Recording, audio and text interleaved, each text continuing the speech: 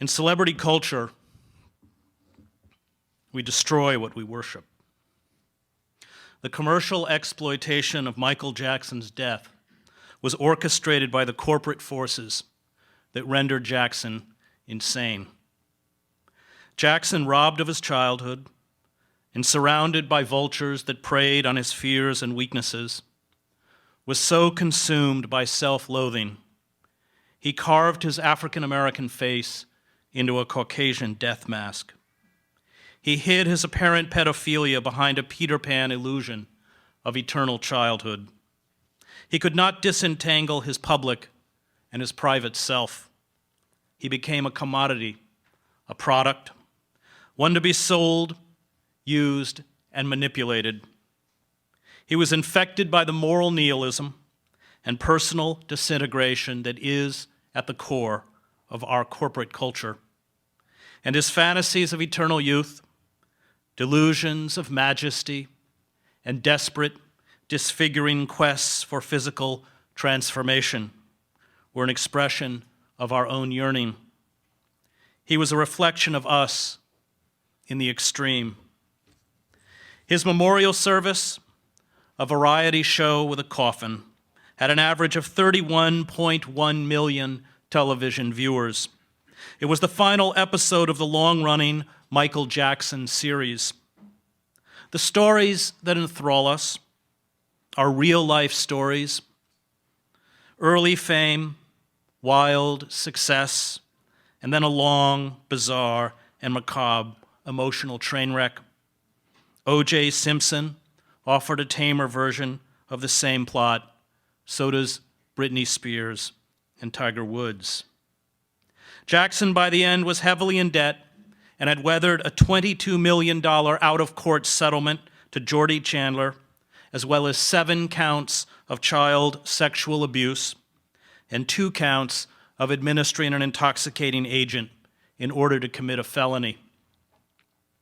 Jackson reflected back to us our own physical and psychological disintegration, especially with many Americans struggling with overwhelming debt, loss of status, and deep personal confusion.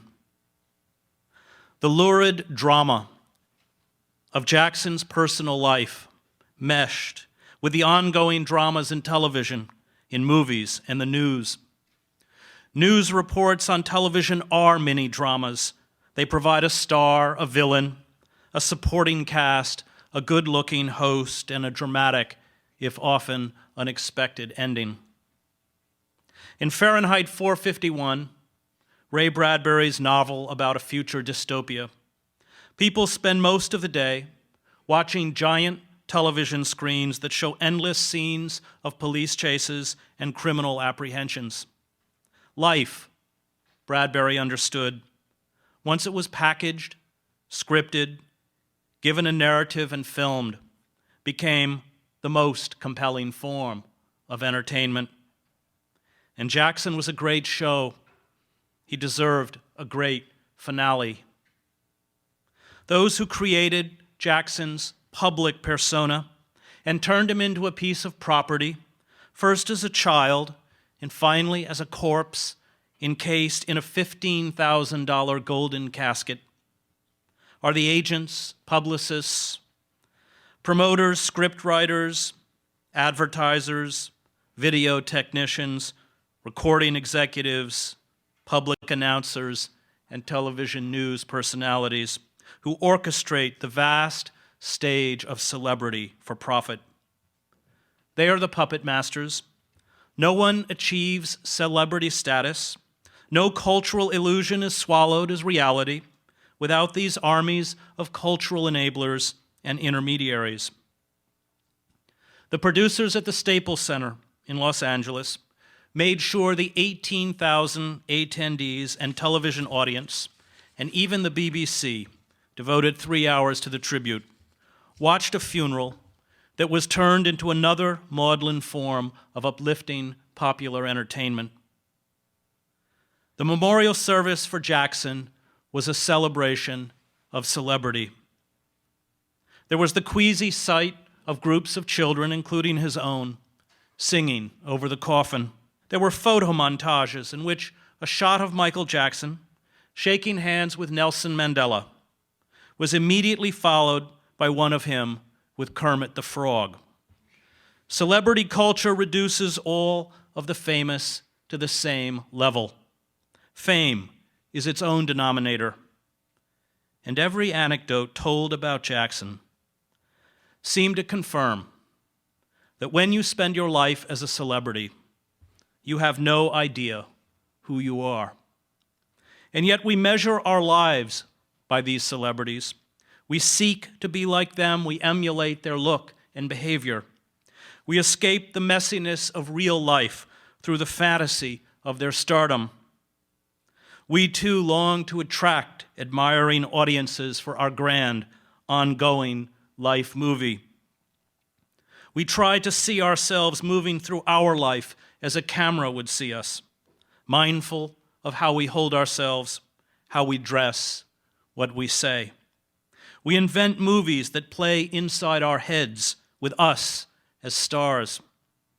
We wonder how an audience would react. Celebrity culture has taught us, almost unconsciously, to generate interior, personal screenplays.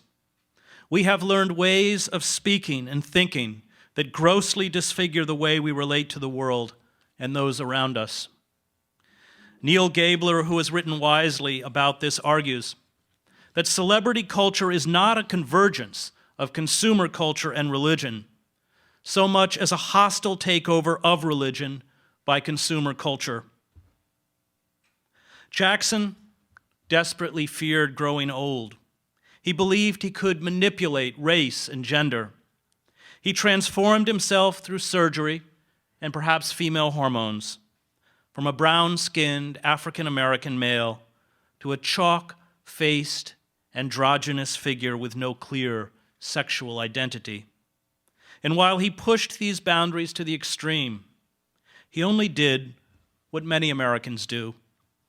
There were 12 million cosmetic plastic surgery procedures performed last year in the United States. They were performed because in America, most human beings, rich and poor, famous and obscure, have been conditioned to view themselves as marketable commodities. They are objects, like consumer products. They have no intrinsic value. They must look fabulous and live on fabulous sets. They must remain young. They must achieve notoriety and money, or the illusion of it, to be a success, and it does not matter how they get there. Celebrity culture licenses a dark voyeurism into other people's humiliation, pain, weakness, and betrayal. Education, building community, honesty, transparency, and sharing are qualities that will see you ridiculed and voted off any reality show. Fellow competitors for prize money and a chance for fleeting fame elect to disappear the unwanted. In the final credits of the reality show, America's Next Top Model, a picture of the woman expelled during the episode vanishes from the group portrait on the screen. Those cast aside become, at least to the television audience, non-persons. Celebrities that can no longer generate publicity, good or bad, vanish. Life, these shows teach, is a brutal world of unadulterated competition and a constant quest for notoriety and attention.